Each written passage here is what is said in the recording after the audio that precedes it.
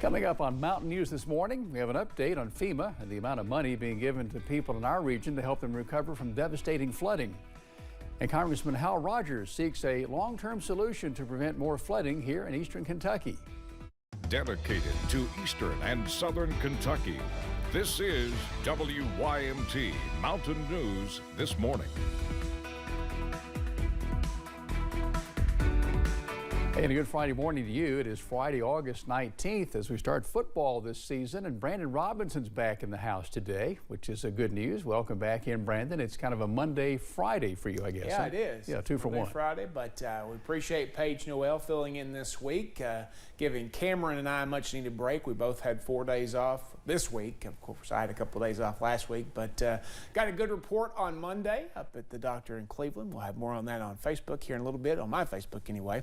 But today, to start us off, fog is the name of the game. Let's take a look at those visibility numbers. Anything below 5 miles, which is a big chunk of the region this morning. Dense fog, so be careful. Slow it down. Give yourself plenty of time to get back and forth. It's starting to lighten up just a little bit on the Mountain Parkway there at the Wolf-Powell County line near Slade this morning, but not much traffic to be seen as we head out the door. Not much fog up that way either. 63Y, 61 Manchester, London and Somerset, also Williamsburg and Jacksboro. 61 also in Harlan this morning. 60 in Prestonsburg, 61 in Pikeville, 59 here in Hazard. It's also 61 up toward Moorhead this morning. Your coffee meter, you'll probably need a little extra to get you through the fog in your brain and the fog outside this morning. But as we look ahead for our day planner, it is going to be a fairly nice day overall. So spotty chances for showers and storms, though, will greet us as we head toward the inaugural football Friday night here in the mountains. Jim? Very good, Brandon. Thank you. It's 6:01. Governor Andy Beshear gave an update on the flood relief effort in eastern Kentucky on Thursday. The death toll still is 39 in 5 counties. 2 women remain missing in Breathitt County. 455 people are in shelters, 319 of those at state parks.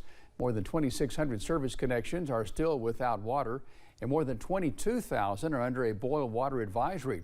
At least 75 public bridges need replaced, 75 more need repairs. Nearly 1,200 loads of debris have been removed. More than $42 million in grants have been approved under the FEMA Individuals and Households program. The money will help nearly 5,300 households. This includes more than $30 million from the housing assistance grants to homeowners to bring their damaged properties to a sanitary and fit-to-live-in condition.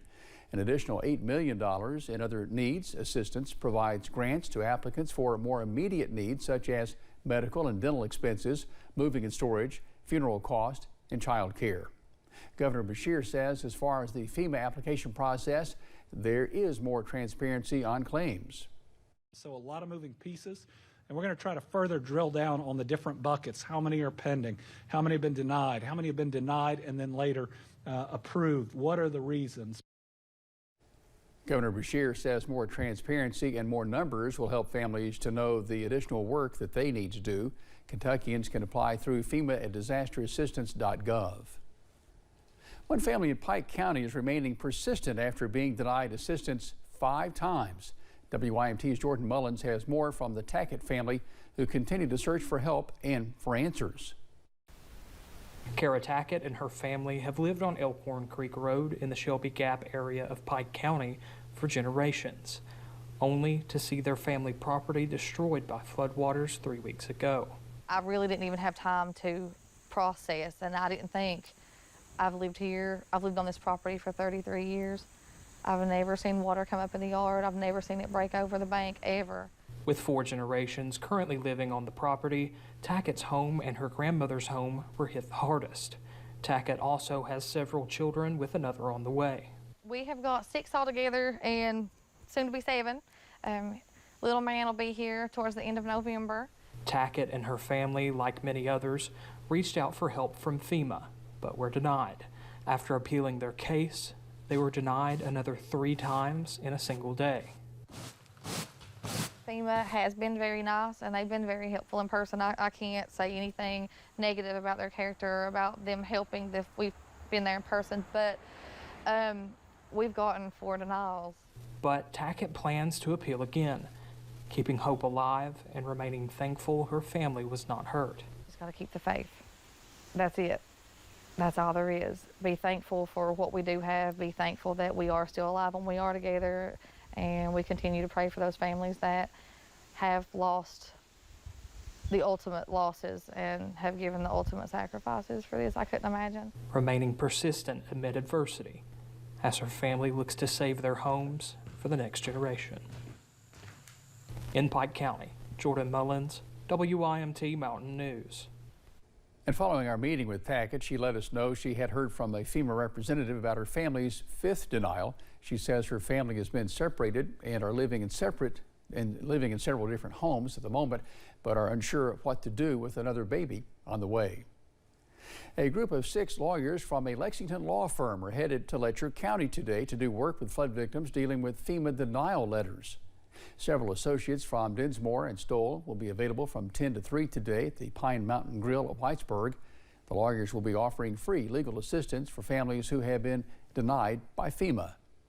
I've heard a lot of people feel very hopeless, and I think our message is don't give up hope, because the denial rates have already dropped dramatically. They're still not where the acceptance rates are not where they should be, but things are getting better.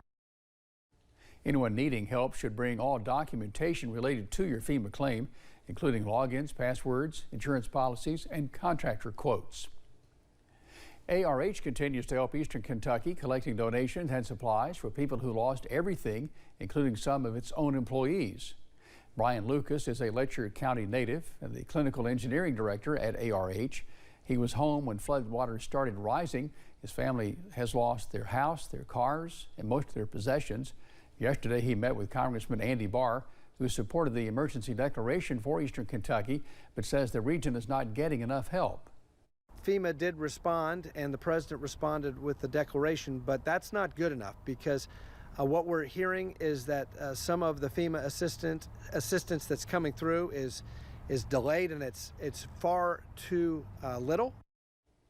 He has suggested putting pressure on FEMA to provide more assistance and using unspent COVID-19 funds to support the region.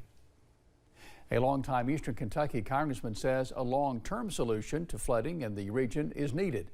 5th District Representative Hal Rogers says a solution to severe flooding along the Cumberland River was found decades ago, and questions if something similar could prevent more catastrophic flooding like we had in July at the Kentucky, Big Sandy, and Licking rivers.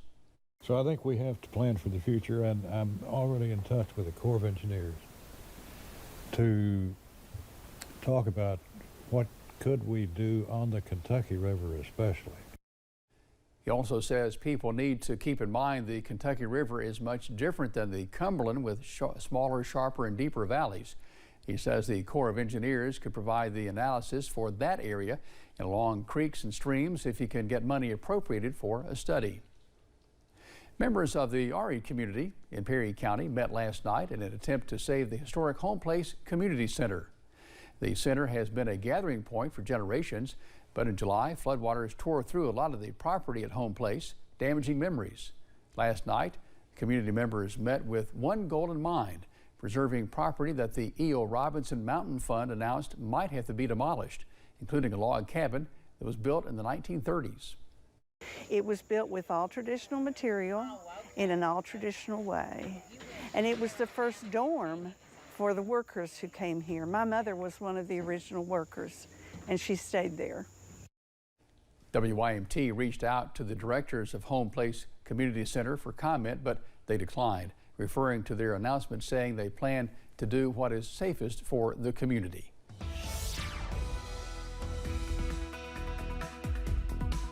Coming up on 6:09, and we're continuing to track the dense fog. That's the big weather story this morning. Anything less than 5 miles on this map, which is most of this map, is very dense fog. So slow down, take it easy, give yourself plenty of time to get where you're going, and use those low beams. Still dark out there in many areas this morning. The daylight getting later as we get closer to fall, which is coming up here in just a little while. about a month or so. All right, let's take a look at our temperatures this morning. 57 in Clintwood, 57 in Jonesville and Monticello this morning. Those are our cool spots. Got some upper 50s and low 60s across most of the rest of the region. 61, Moorhead, Pikeville, Manchester, Harlan, London, Williamsburg, Somerset, and Jacksboro this morning. Your 12-hour planner, sunrise now at 6:53, sunset at 8:21.